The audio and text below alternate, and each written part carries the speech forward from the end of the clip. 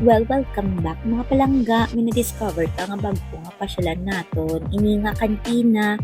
Ang may-ari, sini sila man may-ari sang The Barn. So, daw parehas na sila nga location, magkapit bahay lang sila. Amo yung ina nga setup. Ang owner, sini mahilig sila sa Star Wars, dito ginkuha ang ngalan ng kantina. Ang gin-order namon, pizza, salad, kag order man kamo sang isa ka pitchel sang drinks ang ilang hibiscus refresher, hibiscus bears refresher. So pag sulod mo amo ni yung entrada, may ara mga figures, action figures, dayon may ara bamboo forest, kit mula sang pusang ina.